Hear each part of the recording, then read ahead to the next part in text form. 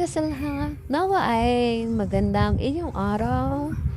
So ako, ito inat-ina at tiga lamang gagawin. Mag-ano pa yan, magmumuta pa yan, char. Yummy! So ayun na nga, pangatlong araw natin ng absent. Lupa-luka. So ayun na nga, ang gagawin natin for today is siyempre, magtutuping muna tayo. Alangan naman gumawa tayo ng gawaing bahay ng Nilten. Nagtutupi ng pinaghigaan. Di naman tayo anak ng kontraktor para may tagaligpit. Ha ha ha. So, ayan na nga. After natin magtupi, siyempre, hindi pa siya tapos. Maghihilamos muna tayo. At syempre, magsasaing muna tayo. Kasi wala tayong kakainin kundi tayo magsasaing. So, ayan na nga. Punas-punas, lagay sa sakpakan, sapsap mo dahil nang maluto ng ating pagkain. Dahil bawal tayo magutom.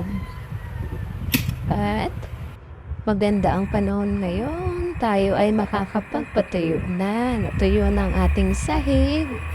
Ayan, basahan pa siya. Sobrang kalat. Tuyo na ang ating sahig.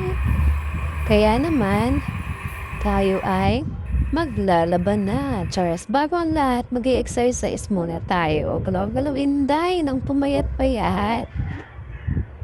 So, ito yung ating everyday routine para pumayat naman tayo. Para maging healthy naman tayo.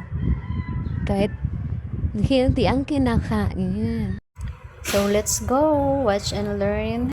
And I'll be back later. Thank you.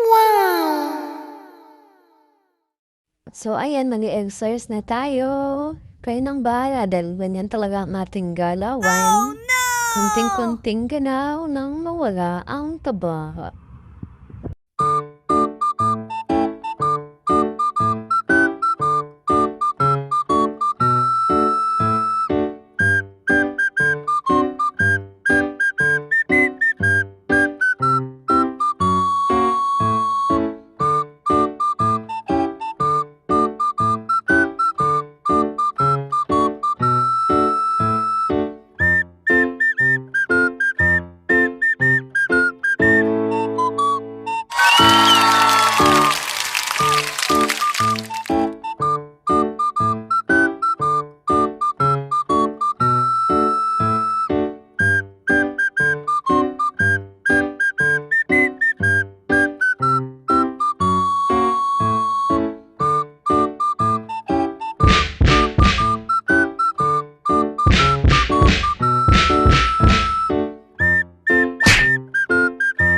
Wow!